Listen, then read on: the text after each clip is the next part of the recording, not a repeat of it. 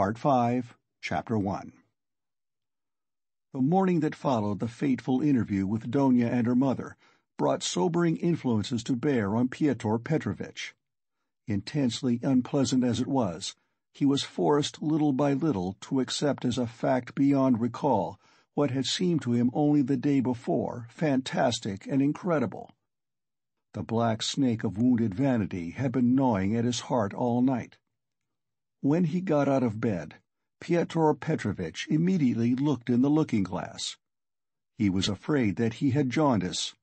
However, his health seemed unimpaired so far, and looking at his noble, clear-skinned countenance, which had grown fattish of late, Pyotr Petrovitch for an instant was positively comforted in the conviction that he would find another bride, and perhaps even a better one. But coming back to the sense of his present position, he turned aside and spat vigorously, which excited a sarcastic smile in Andrei Semyonovitch Lebeziatnikov, the young friend with whom he was staying. That smile Pyotr Petrovitch noticed, and at once set it down against his young friend's account. He had set down a good many points against him of late. His anger was redoubled when he reflected that he ought not to have told Andrei Semyonovitch about the result of yesterday's interview. That was the second mistake he had made in temper, through impulsiveness and irritability. Moreover, all that morning one unpleasantness followed another. He even found a hitch awaiting him in his legal case in the Senate. He was particularly irritated by the owner of the flat, which had been taken in view of his approaching marriage, and was being redecorated at his own expense. The owner, a rich German tradesman, would not entertain the idea of breaking the contract which had just been signed, and insisted on the full forfeit money, though Pyotr Petrovitch would be giving him back the flat practically redecorated. In the same way, the upholsterers refused to return a single ruble of the installment paid for the furniture purchased but not yet removed to the flat. "Am I to get married simply for the sake of the furniture?" Pyotr Petrovitch ground his teeth, and at the same time, once more he had a gleam of desperate hope. "Can all that be really so irrevocably over? Is it no use to make another effort?" The thought of Donia sent a voluptuous pang through his heart.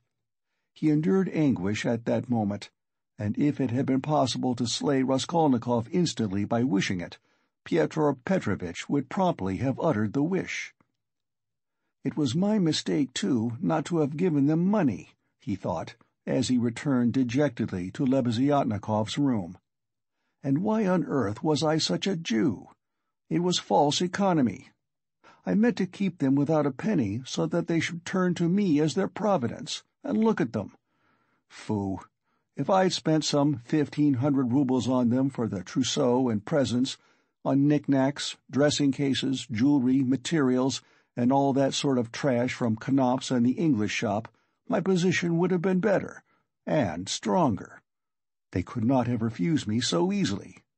They are the sort of people that would feel bound to return money and presents if they broke it off, and they would find it hard to do. And their conscience would prick them. How can we dismiss a man who has hitherto been so generous and delicate? I've made a blunder." And grinding his teeth again, Pyotr Petrovitch called himself a fool, but not aloud, of course. He returned home, twice as irritated and angry as before. The preparations for the funeral dinner at Katerina Ivanovna's excited his curiosity as he passed. He had heard about it the day before. He fancied, indeed, that he had been invited, but absorbed in his own cares, he had paid no attention. Inquiring of Madame Lepoveshel, who was busy laying the table while Katerina Ivanovna was away at the cemetery, he heard that the entertainment was to be a great affair, that all the lodgers had been invited, among them some who had not known the dead man, that even Andrei Semyonovitch Lebeziatnikov was invited in spite of his previous quarrel with Katerina Ivanovna, that he, Pyotr Petrovitch, was not only invited, but was eagerly expected as he was the most important of the lodgers. Amalia Ivanovna herself had been invited with great ceremony in spite of the recent unpleasantness, and so she was very busy with preparations and was taking a positive pleasure in them. She was, moreover, dressed up to the nines, all in new black silk, and she was proud of it. All this suggested an idea to Pyotr Petrovitch as he went into his room, or rather Lebeziatnikov's, somewhat thoughtful. He had learnt that Raskolnikov was to be one of the guests. Andrei Semyonovitch had been at home all the morning. The attitude of Pyotr Petrovitch to this gentleman was strange, though perhaps natural. Pyotr Petrovitch had despised and hated him from the day he came to stay with him, and at the same time he seemed somewhat afraid of him. He had not come to stay with him on his arrival in Petersburg simply from parsimony, though that had been perhaps his chief object.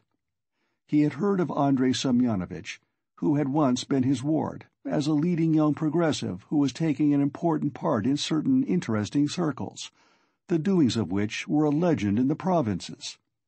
It had impressed Pyotr Petrovitch. These powerful, omniscient circles, who despised everyone and showed everyone up, had long inspired in him a peculiar but quite vague alarm. He had not, of course, been able to form even an approximate notion of what they meant. He, like everyone, had heard that there were, especially in Petersburg, progressives of some sort, nihilists and so on, and, like many people, he exaggerated and distorted the significance of those words to an absurd degree. What for many years past he had feared more than anything was being shown up, and this was the chief ground for his continual uneasiness at the thought of transferring his business to Petersburg. He was afraid of this as little children are sometimes panic-stricken. Some years before, when he was just entering on his own career, he had come upon 2 cases in which rather important personages in the province, patrons of his, had been cruelly shown up. One instance had ended in great scandal for the person attacked, and the other had very nearly ended in serious trouble.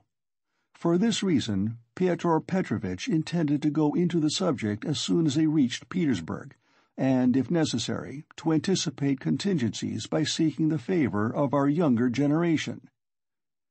He relied on Andrei Semyonovitch for this, and before his visit to Raskolnikov, he had succeeded in picking up some current phrases. He soon discovered that Andrei Semyonovitch was a commonplace simpleton, but that by no means reassured Pyotr Petrovitch. Even if he had been certain that all the progressives were fools like him, it would not have allayed his uneasiness. All the doctrines, the ideas, the systems with which Andrei Semyonovitch pestered him had no interest for him. He had his own object. He simply wanted to find out at once what was happening here. Had these people any power or not? Had he anything to fear from them? Would they expose any enterprise of his? And what precisely was now the object of their attacks? Could he somehow make up to them and get round them if they really were powerful? Was this the thing to do or not? Couldn't he gain something through them? In fact, hundreds of questions presented themselves. Andrei Semyonovitch was an anemic, scrofulous little man, with strangely flaxen, mutton-chop whiskers, of which he was very proud. He was a clerk, and had almost always something wrong with his eyes. He was rather soft-hearted, but self-confident, and sometimes extremely conceited in speech, which had an absurd effect, incongruous with his little figure. He was one of the lodgers most respected by Amalia Ivanovna, for he did not get drunk and paid regularly for his lodgings. Andrei Semyonovitch really was rather stupid. He attached himself to the cause of progress and our younger generation from enthusiasm. He was one of the numerous and varied legion of dullards, of half-animate abortions, conceited, half-educated coxcombs, who attach themselves to the idea most in fashion, only to vulgarize it, and who caricature every cause they serve, however sincerely. Though Lebeziatnikov was so good-natured, he too was beginning to dislike Pyotr Petrovitch. This happened on both sides unconsciously. However simple Andrei Semyonovitch might be, he began to see that Pyotr Petrovitch was duping him and secretly despising him, and that he was not the right sort of man. He had tried expounding to him the system of Fourier and the Darwinian theory, but of late Pyotr Petrovitch began to listen too sarcastically and even to be rude. The fact was, he had begun instinctively to guess that Lebeziatnikov was not merely a commonplace simpleton, but perhaps a liar too, and that he had no connections of any consequence even in his own circle, but had simply picked things up third hand. And that very likely he did not even know much about his own work of propaganda, for he was in too great a muddle. A fine person he would be to show anyone up. It must be noted, by the way, that Pyotr Petrovitch had during those 10 days eagerly accepted the strangest praise from Andrei Semyonovitch. He had not protested, for instance, when Andrei Semyonovitch belauded him for being ready to contribute to the establishment of a new commune, or to abstain from christening his future children, or to acquiesce if Donia were to take a lover a month after marriage, and so on. Pyotr Petrovitch so enjoyed hearing his own praises that he did not disdain even such virtues when they were attributed to him. Pyotr Petrovitch had had occasion that morning to realize some 5% bonds, and now he sat down to the table and counted over bundles of notes. Andrei Semyonovitch, who hardly ever had any money, walked about the room pretending to himself to look at all those bank notes with indifference and even contempt. Nothing would have convinced Pyotr Petrovitch that Andrei Semyonovitch could really look on the money unmoved, and the latter, on his side, kept thinking bitterly that Pyotr Petrovitch was capable of entertaining such an idea about him, and was perhaps glad of the opportunity of teasing his young friend by reminding him of his inferiority and the great difference between them. He found him incredibly inattentive and irritable, though he, Andrei Semyonovitch, began enlarging on his favorite subject, the foundation of a new special commune. The brief remarks that dropped from Pyotr Petrovitch between the clicking of the beads on the reckoning frame betrayed unmistakable and discourteous irony. But the humane Andrei Semyonovitch ascribed Pyotr Petrovitch's ill humor to his recent breach with Donia, and he was burning with impatience to discourse on that theme. He had something progressive to say on the subject, which might console his worthy friend, and could not fail to promote his development. "There is some sort of festivity being prepared at the widow's, isn't there?" Pyotr Petrovitch asked suddenly, interrupting Andrei Semyonovitch at the most interesting passage. "Why, don't you know? Why, I was telling you last night what I think about all such ceremonies. And she invited you too, I heard. You were talking to her yesterday." "I should never have expected that beggarly fool would have spent on this feast all the money she got from that other fool Raskolnikov. I was surprised just now as I came through at the preparations there, the wines. Several people are invited. It's beyond everything," continued Pyotr Petrovitch, who seemed to have some object in pursuing the conversation. "What? You say I am asked too? When was that? I don't remember. But I shan't go. Why should I? I only said a word to her in passing yesterday of the possibility of her obtaining a year's salary as a destitute widow of a government clerk. I suppose she has invited me on that account, hasn't she? Heh. "I don't intend to go either," said Lebeziatnikov. "I should think not, after giving her a thrashing. You might well hesitate. Heh." "Who thrashed? Whom?" cried Lebeziatnikov, flustered and blushing. "Why, you thrashed Katerina Ivanovna a month ago. I heard so yesterday. So that's what your convictions amount to. And the woman question, too, wasn't quite sound. Heh. And Pyotr Petrovitch, as though comforted, went back to clicking his beads. "It's all slander and nonsense," cried Lebeziatnikov, who was always afraid of allusions to the subject. "It was not like that at all. It was quite different. You've heard it wrong. It's a libel. I was simply defending myself. She rushed at me first with her nails. She pulled out all my whiskers. It's permissible for anyone, I should hope, to defend himself, and I never allow anyone to use violence to me on principle, for it's an act of despotism. What was I to do? I simply pushed her back." "Heh, heh, heh," Lucian went on, laughing maliciously. "You keep on like that because you are out of humor yourself. But that's nonsense, and it has nothing whatever to do with the woman question. You don't understand. I used to think, indeed, that if women are equal to men in all respects, even in strength, as is maintained now, there ought to be equality in that too. Of course, I reflected afterwards that such a question ought not really to arise, for there ought not to be fighting, and in the future society fighting is unthinkable, and that it would be a queer thing to seek for equality in fighting. I am not so stupid. Though, of course, there is fighting. There won't be later, but at present there is. Confound it. How muddled one gets with you. It's not on that account that I am not going. I am not going on principle, not to take part in the revolting convention of memorial dinners, that's why. Though, of course, one might go to laugh at it.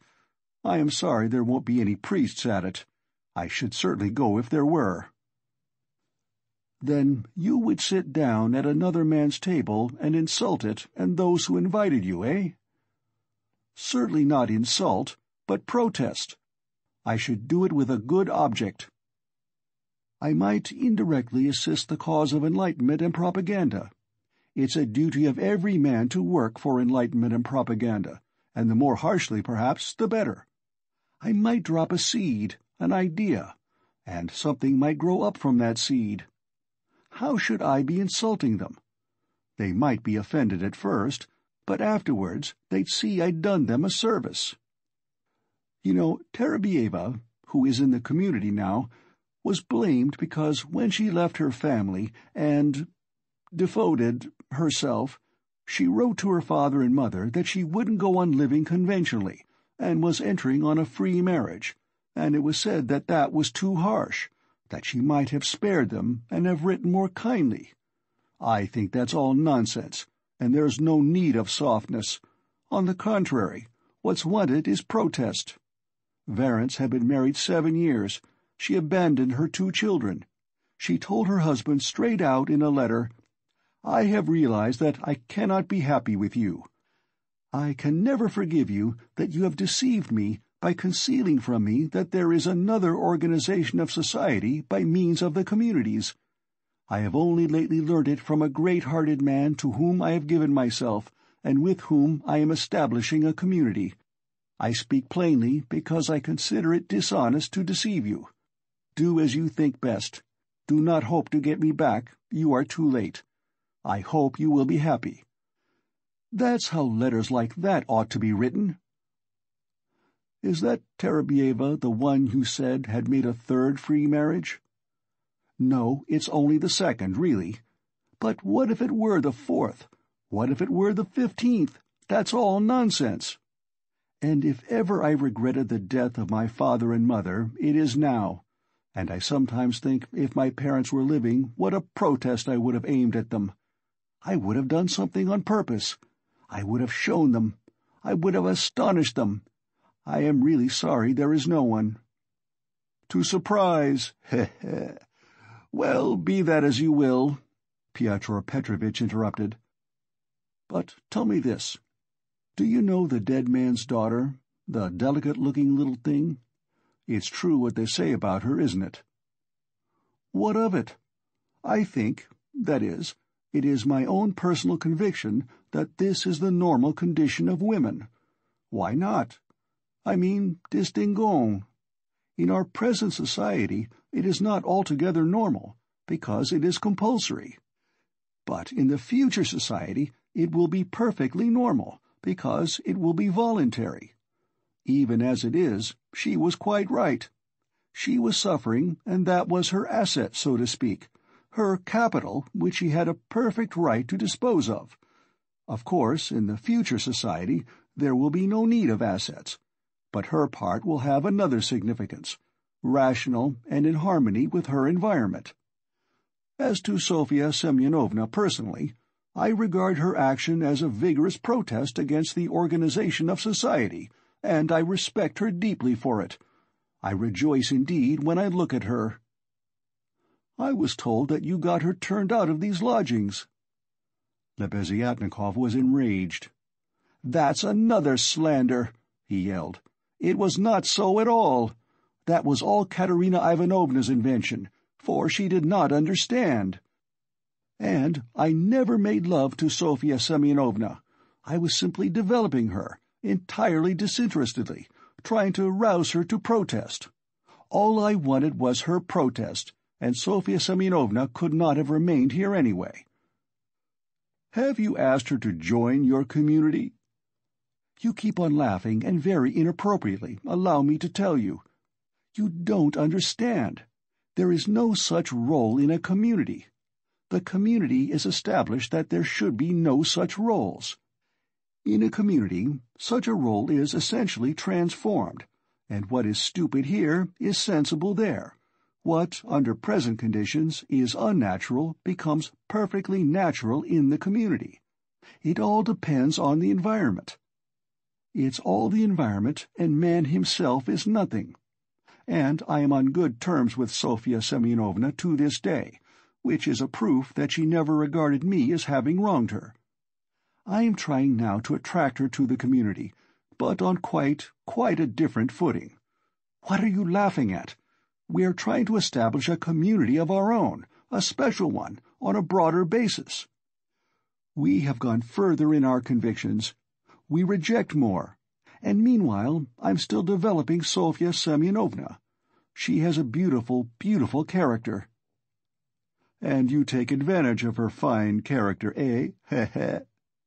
No, oh no, on the contrary." "Oh, on the contrary, a queer thing to say." "Believe me, why should I disguise it? In fact, I feel it strange myself how timid, chaste, and modern she is with me." "And you, of course, are developing her, trying to prove to her that all that modesty is nonsense?" "Not at all, not at all. How coarsely, how stupidly, excuse me saying so, you misunderstand the word development. Good heavens, how crude you still are. We are striving for the freedom of women, and you have only one idea in your head. Setting aside the general question of chastity and feminine modesty as useless in themselves, and indeed prejudices, I fully accept her chastity with me, because that's for her to decide. Of course, if she were to tell me herself that she wanted me, I should think myself very lucky, because I like the girl very much.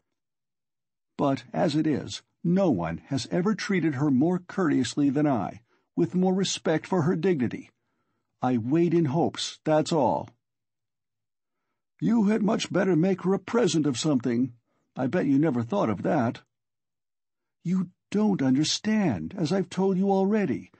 Of course she is in such a position, but it's another question. Quite another question. You simply despise her. Seeing a fact which you mistakenly consider deserving of contempt, you refuse to take a humane view of a fellow creature. You don't know what a character she is. I am only sorry that of late she has quite given up reading and borrowing books. I used to lend them to her.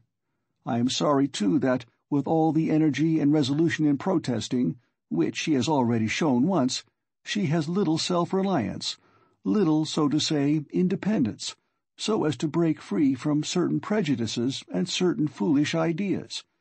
Yet she thoroughly understands some questions, for instance about kissing of hands, that is, that it's an insult to a woman for a man to kiss her hand, because it's a sign of inequality. We had a debate about it, and I described it to her. She listened attentively to an account of the workmen's associations in France, too. Now I am explaining the question of coming into the room in the future society." "And what's that, pray?" "We had a debate lately on the question, has a member of the community the right to enter another member's room, whether man or woman, at any time, and we decided that he has." "It might be at an inconvenient moment, heh." Lebeziatnikov was really angry. "You are always thinking of something unpleasant," he cried with aversion. "Phoo! How vexed I am that, when I was expounding our system, I referred prematurely to the question of personal privacy. It's always a stumbling block to people like you. They turn it into ridicule before they understand it. And how proud they are of it, too. Phoo! I've often maintained that that question should not be approached by a novice till he has a firm faith in the system. And tell me, please, what do you find so shameful even in cesspools? I should be the first to be ready to clean out any cesspool you like. And it's not a question of self-sacrifice, it's simply work, honorable, useful work, which is as good as any other and much better than the work of a Raphael and a Pushkin, because it is more useful." "And more honorable, heh heh heh." "What do you mean by more honorable? I don't understand such expressions to describe human activity. More honorable, nobler, all those are old-fashioned prejudices which I reject. Everything which is of use to mankind is honorable. I only understand one word, useful. You can snigger as much as you like, but that's so." Pyotr Petrovitch laughed heartily. He had finished counting the money and was putting it away. But some of the notes he left on the table. The cesspool question had already been a subject of dispute between them. What was absurd was that it made Lebeziatnikov really angry, while it amused Luzhin, and at that moment he particularly wanted to anger his young friend. "It's your ill luck yesterday that makes you so ill-humored and annoying," blurted out Lebeziatnikov, who, in spite of his independence and his protests, did not venture to oppose Pyotr Petrovitch, and still behaved to him with some of the respect habitual in earlier years. "You'd better tell me this," Pyotr Petrovitch interrupted with haughty displeasure. "Can you, or rather, are you really friendly enough with that young person to ask her to step in here for a minute? I think they've all come back from the cemetery. I heard the sound of steps. I want to see her, that young person." "What for?" Lebeziatnikov asked with surprise. "Oh, I want to. I am leaving here today or tomorrow, and therefore I wanted to speak to her about— However, you may be present during the interview. It's better you should be, indeed, for there's no knowing what you might imagine." "I shan't imagine anything. I only asked, and if you've anything to say to her, nothing is easier than to call her in. I'll go directly, and you may be sure I won't be in your way." 5 minutes later, Lebeziatnikov came in with Sonia. She came in very much surprised and overcome with shyness as usual. She was always shy in such circumstances, and was always afraid of new people. She had been as a child, and was even more so now. Pyotr Petrovitch met her politely and affably, but with a certain shade of bantering familiarity which, in his opinion, was suitable for a man of his respectability and weight in dealing with a creature so young and so interesting as she. He hastened to reassure her, and made her sit down facing him at the table.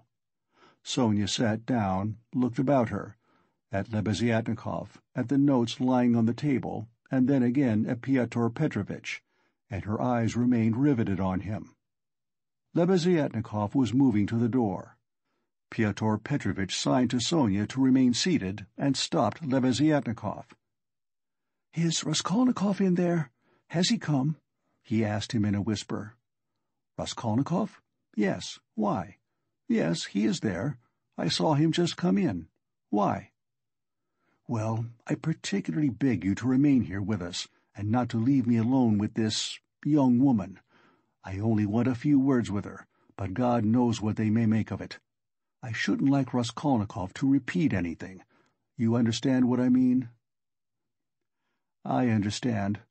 Lebeziatnikov saw the point. "Yes, you are right. Of course, I am convinced personally that you have no reason to be uneasy, but still you are right. Certainly I'll stay. I'll stand at the window and not be in your way." "I think you are right." Pyotr Petrovitch returned to the sofa, sat down opposite Sonia, looked attentively at her, and assumed an extremely dignified, even severe expression, as much as to say, "Don't you make any mistake, madam." Sonia was overwhelmed with embarrassment. "In the first place, Sofya Semyonovna, will you make my excuses to your respected mamma? That's right, isn't it? Katerina Ivanovna stands in the place of a mother to you." Pyotr Petrovitch began with great dignity, although affably. It was evident that his intentions were friendly. "Quite so, yes, the place of a mother," Sonia answered, timidly and hurriedly. "Then will you make my apologies to her?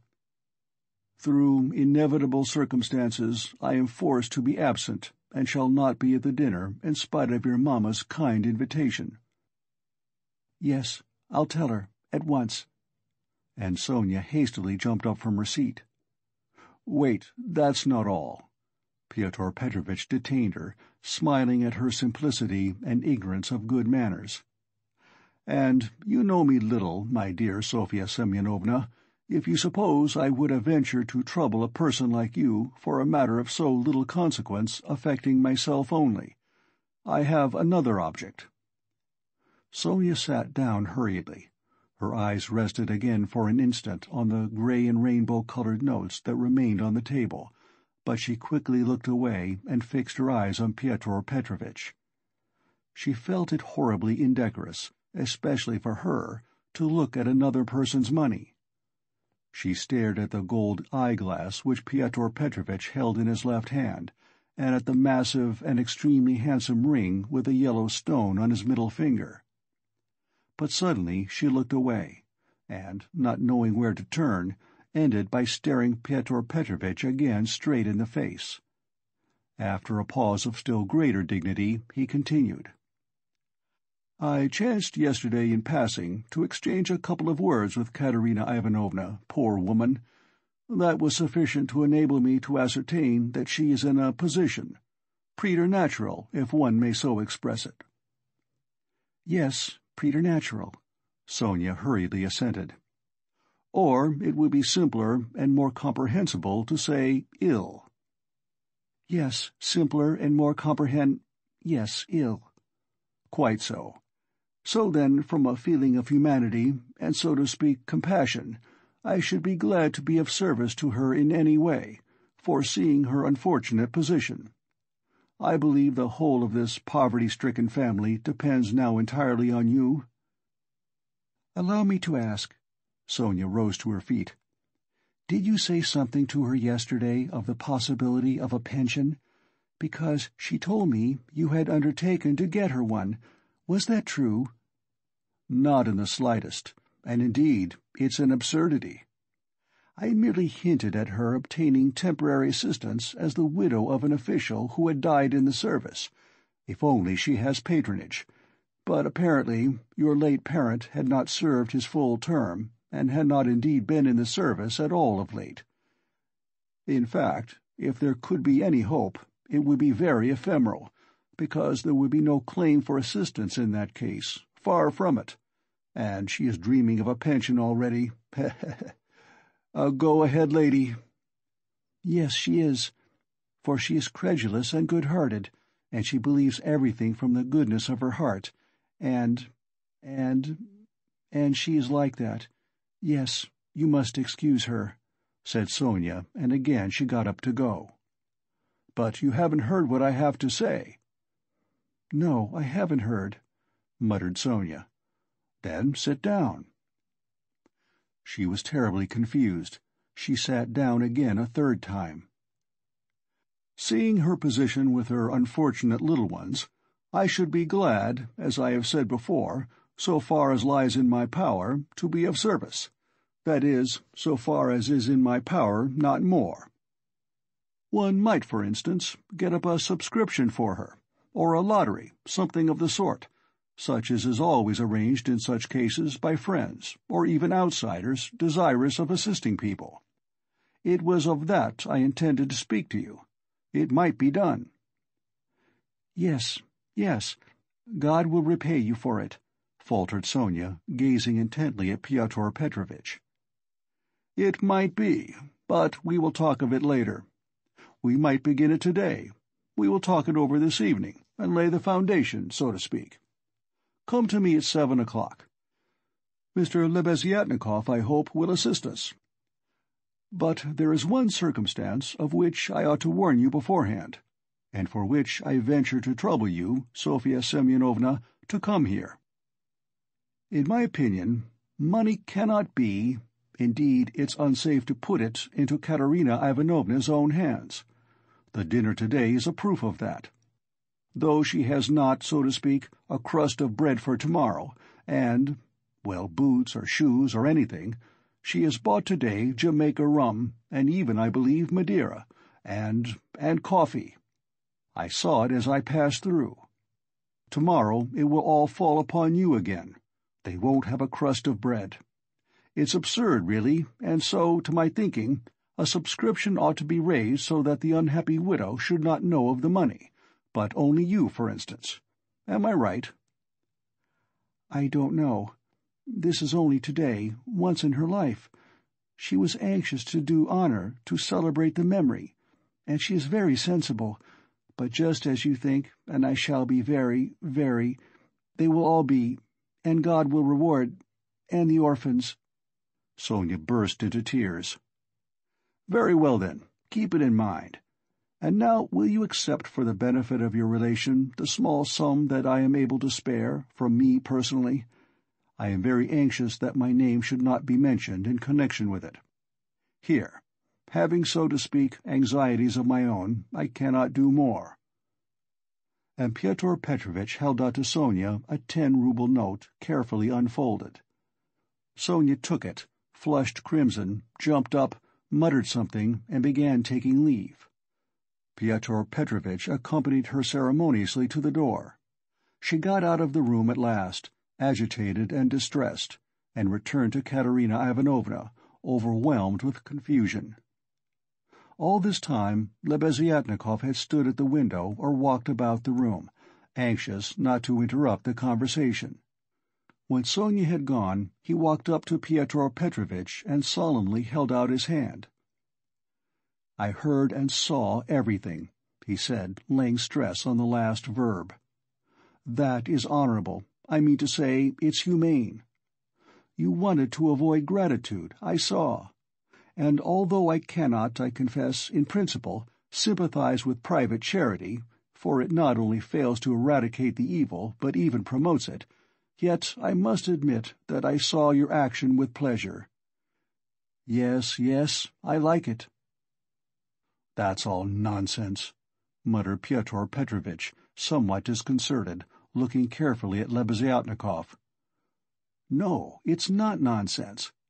A man who has suffered distress and annoyance as you did yesterday, and who yet can sympathize with the misery of others, such a man, even though he is making a social mistake, is still deserving of respect. I did not expect it indeed of you, Pyotr Petrovitch, especially as according to your ideas— Oh, what a drawback your ideas are to you! How distressed you are, for instance, by your ill luck yesterday!"